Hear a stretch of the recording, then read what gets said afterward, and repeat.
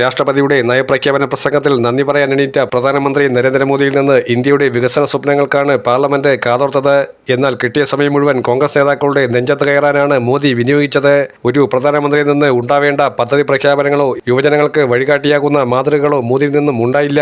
Vote bank രാഷ്ട്രീയത്തിൽ ഏർപ്പെടുന്നവർ ഭരണകൂടത്തിന്റെ സുപ്രധാന തൂണുകളെ ഒരിക്കലും ശക്തിപ്പെടുത്തുന്നില്ലെന്നാണ് മോദി പറഞ്ഞത്. കോൺഗ്രസ്, തൃണമൂൽ കോൺഗ്രസ്, ഇടതുപക്ഷം, DMK എന്നിവരടക്കമുള്ള പ്രതിപക്ഷ പാർട്ടികളെ പേരെടുത്ത് വിമർശിക്കുകയും ചെയ്യുന്നുണ്ട്. ഇവരെല്ലാം ദശാബ്ദങ്ങളായി കേന്ദ്രത്തിലും സംസ്ഥാനങ്ങളിലും ഭരിച്ചിട്ടുണ്ടെങ്കിലും പ്രധാനമായും അറിയപ്പെട്ടത് അഴിമതിക്കാരായാണ്. ഇപ്പോഴും അവർ സംസാരിക്കുന്നത് ബോഫോഴ്സ് പോലുള്ള കരാറുകളെക്കുറിച്ചാണെന്നും വ്യാപാര കരാറുകളെക്കുറിച്ച് സംസാരിക്കുന്നില്ലെന്നും മോദി പറയുന്നുണ്ട്. പ്രധാനമന്ത്രി സംസാരിച്ചു തുടങ്ങിയതും പ്രതിപക്ഷ എംപിമാർ മുദ്രാവാക്യങ്ങൾ വിളിച്ച് പ്രതിഷേധിച്ചു. ഏകാധിപത്യത്തിനെതിരെ ലോക്സഭാ പ്രതിപക്ഷ നേതാവ് രാഹുൽ ഗാന്ധിക്ക് സംസാരിക്കാൻ അവസരം നൽകണമെന്നും ആവശ്യപ്പെട്ടായിരുന്നു പ്രതിഷേധം. ഇത് പ്രസംഗം തടസ്സപ്പെടുത്തിയതോടെ മോദി ഇടയ്ക്ക് നിർത്തുകയും ചെയ്തു. തുടർന്ന് പ്രതിപക്ഷ നേതാവ് കൂടിയായ മല്ലികാർജുൻ ഖാർഗെയ്ക്ക് അദ്ദേഹത്തിന്റെ പ്രായം പരിഗണിച്ച് ഇരുന്നു മുദ്രാവാക്യം വിളിക്കാമെന്ന പരിഹാസമാണ് മോദിയിൽ നിന്നുണ്ടായത്. തുടർന്ന് മുദ്രാവാക്യങ്ങൾ വിളിച്ച പ്രതിപക്ഷ എംപിമാർ മിനിറ്റുകൾക്ക് ശേഷം സഭ ബഹിഷ്കരിച്ച് പുറത്തുപോവുകയും ചെയ്തു. ഇതിനു പിന്നാലെ പ്രതിപക്ഷത്തെ അവമാനിച്ച് മോദിക്ക് കണക്കിന് കൊടുത്തിരിക്കുകയാണ് രാഹുൽ ഗാന്ധി. മോദി ചോദ്യങ്ങളിൽ പരിഭ്രാന്തനായിരിക്കുകയാണെന്ന് രാഹുൽ ഗാന്ധി പറഞ്ഞു.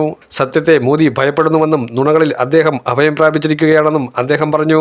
എനിക്ക് ശരിയെന്ന് തോന്നിയതാണ് ഞാൻ ചെയ്തതെന്നും രാഹുൽ മോദിയോട് പറഞ്ഞു. പാർലമെന്റിൽ നന്ദിപ്രമേയ ചർച്ചയ്ക്കുള്ള മറുപടി പ്രസംഗത്തിൽ പ്രതിപക്ഷ പാർട്ടികളെ പ്രധാനമന്ത്രി രൂക്ഷമായി വിമർശിച്ചതാണ് രാഹുലിനെ ചൊടിപ്പിച്ചത്. ലോക്സഭയിൽ രാഹുൽ ഗാന്ധി ഒട്ടേറെ ചോദ്യങ്ങളാണ് ഭരണപക്ഷത്തിനോട് ഉന്നയിച്ചത്. രാജ്യസഭയിലെ മറുപടി പ്രസംഗത്തിൽ ഇതിനൊന്നും മോദി മറുപടി പറഞ്ഞില്ല. പകരം രാഹുൽ ഗാന്ധിയെയും പ്രതിപക്ഷത്തെയും കടന്നാക്രമിക്കുകയാണ് മോദി ചെയ്തത്.